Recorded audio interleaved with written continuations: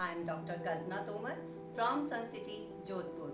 Corona, इसका नाम नहीं था कभी हमने सुना, किंतु इससे हमें अपनी रक्षा करनी ही होगी ताकि हम अपने साथ साथ अपनों की और सबकी रक्षा कर सकें, सबको सुरक्षित कर सकें और इसकी चेन ना बनने दें। हमें अपने घर में ही रहना होगा, घर से ना बाहर निकलें और ना ही लोगों के संपर्क में आए। एक बात से मैं बहुत चकित हूँ कि लोगों को अपने घर में रहने में ही प्रॉब्लम हो रही है, उनको अपने घर में रहना बहुत भारी पड़ रहा है। सारी बात ये है कि सारा खेल इसका है, यानी कि थिंकिंग का। अपनी थिंकिंग को पॉजिटिव रखिए और उसको नेगेटिव मत होने दीजिए। अब याद करिए, जब आप अपने काम में बहुत व्यस्त थे, अपनी जॉब में व्यस्त थे, तो आपको लगता था कि कब छुट्टी मिलेगी, कब हम घर में रहेंगे और अपने घर का काम कर सकेंगे, अपने लोगों के साथ समय बिता सकेंगे।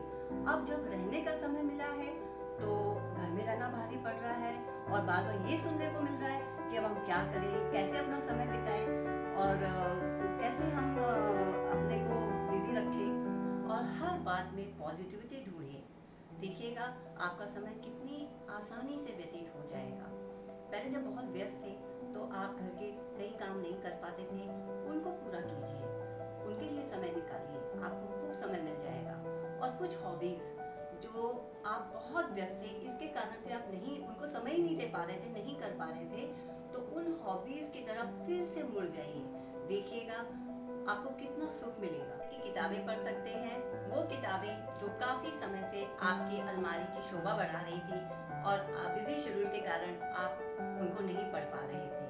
आप गार्डनिंग कर सकते हैं, अपने बगीचे में जाइए और वहाँ पे जाके संपूर्ण प्रकृति का आनंद लीजिए, चिड़ियों की चहचहाहट सुनिए, सुंदर फूलों को देखिए, देखिएगा कितना आनंद प्राप्त होगा। म्यूजिक इंस्ट्रूमेंट तो होते ही हैं, हो सकता है आप पहले बजाते थे पर ना बजा पा रहे थे काफी टाइम से, तो आप उनको बजा करके एक सात्विक सुख का अनुभव कर सकते हैं। अपने खाना बनाने के शौक को पूरा करिए, पर ये ध्यान रखिएगा कि भारी भोजन ना बनाएं, उसके स्थान पर हल्के और न्यूट्रिशियस खाने को बनाएं।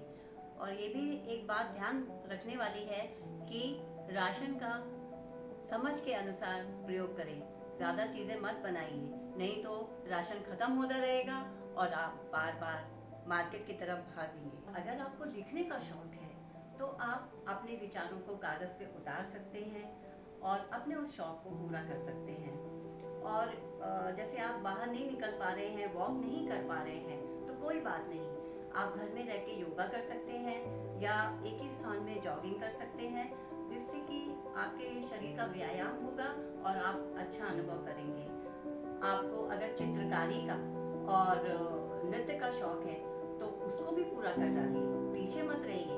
देखिएगा आप घर में कितना एंजॉय कर पाएंगे। ऐसी और भी कई हॉबीज हैं, ऐसे कई काम हैं जो आप कर सकते हो, बजाय इसके कि आप डिप्रेस हो, परेशान हो, बोर हो कि मैं क्या करूं, मैं कैसे करूं और दिन भर फोन में लगे रहे, मैसेज इधर के उधर फॉरवर्ड करते रहे।